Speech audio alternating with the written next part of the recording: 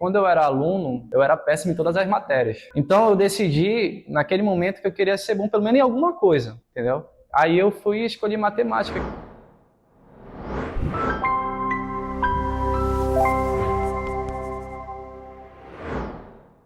Bom, como todo jovem, a gente tem um momento na nossa vida que a gente pensa o que a gente quer ser, né? Eu já dava aula de música, inclusive eu dava aula de música para alunos em situação vulnerável e procurava um caminho da música para sair daquilo. Então eu via que aquilo era meio que um chamado já meu, né? Aí foi quando eu decidi ser professor de matemática. Quando eu era aluno, eu era péssimo em todas as matérias. Então eu decidi, naquele momento, que eu queria ser bom pelo menos em alguma coisa. E eu tive uma professora excelente, que ela mudou minha vida, porque ela fez o diferencial em mim de olhar além de mim, entendeu? Aí eu fui e escolhi matemática, que eu queria fazer também a mesma coisa que essa professora fez comigo, né? A motivação que eu tenho é de ajudar meus alunos mesmo, de fazer a diferença. Então a gente sempre vê um aluno que a gente deu aula 3, 4 anos atrás, já bem de vida. Ele fala, professor, eu lembro de você. A gente nem lembra do aluno, a gente fica até com vergonha que a gente não lembra do nome do aluno, mas ele lembra da gente. Eu gosto muito quando eu ouço isso, porque a gente dá aquela sensação que a gente está fazendo um bom trabalho, né? Um bom serviço. Quando a gente sai da faculdade, a gente tem um pensamento que a gente só vai dar aula daquela matéria que a gente se formou. Quando a gente chega na escola, a gente vê que a gente tem que fazer algo a mais. São alunos com diferentes famílias, diferentes situações sociais, né? E uma que me marcou muito foi uma aluna que ela tinha deficiência visual e a gente estava desenvolvendo um projeto de robótica na escola. Como ela não se sentia inclusa, ela passava a maioria da aula com a cabeça baixada. E o que os alunos fizeram, né? Eles, sensibilizados com a situação, a gente fez um projeto de robótica onde ajudava a mobilidade dessa aluna e ela começou a participar do projeto de robótica junto com a gente. Aquela aluna que era triste, que ficava só de cabeça baixa, ela começou já a falar com os outros alunos, né? Não só dela ficar assistindo aula, mas ela fazer parte de algo maior. Isso foi, sem dúvida, algo marcante, tanto na minha vida como na vida dos alunos, né? A gente está fazendo o aluno ser parte da solução de um problema social, né?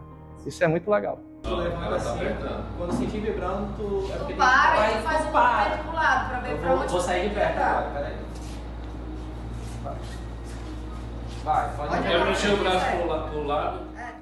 Um estudante assim também que eu lembro dele foi algo que me fez mudar a visão de ser professor. E esse aluno específico, acho que foi o segundo ano já dando aula nessa escola de matemática. Ele era um aluno que sentava na frente e ele colocava uma bíblia debaixo da cadeira. Aquelas bíblias bem pequenininhas, grande que só, para dizer o cara, grande, colocava, pegava, não falava com ninguém, puxava o caderno e começava a escrever. Eu falei, olha, queria conversar contigo, bater um papo contigo, vem aqui. Aí eu fazia a conta junto com ele na mesa dos professores e ele começou a falar da história dele. Falou que a mãe dele era cardíaca, falou que ele tinha que capinar para ganhar dinheiro, para sustentar a família dele. Eu falei, mas aí, é só vocês dois, professor, é só nós dois. Porque às vezes a gente com uma base familiar muito grande, a gente já sente dificuldade.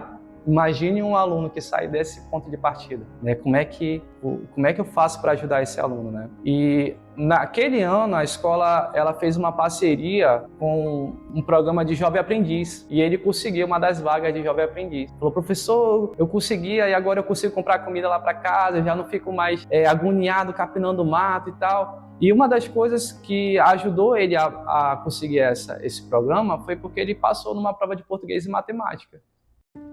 A maior lição é que as pessoas elas partem de pontos de partida diferentes. Quando a gente chega na escola, a gente vê que não é só dar aula. Às vezes o aluno ele precisa de uma palavra, um incentivo. Às vezes ele ainda nem tomou café, está um dia sem comer. Ele vem para a escola para comer, entendeu? Inclusive é muito importante o sexto tempo. Além de dar um aprendizado a mais, ele está garantindo o almoço do aluno. O aluno ele já vai para a casa dele almoçado, né? Pelo menos já tira mais o peso da família. Então a escola é essencialmente importante não só para desenvolver o aprendizado dele, mas uma questão meio de apoio social, né?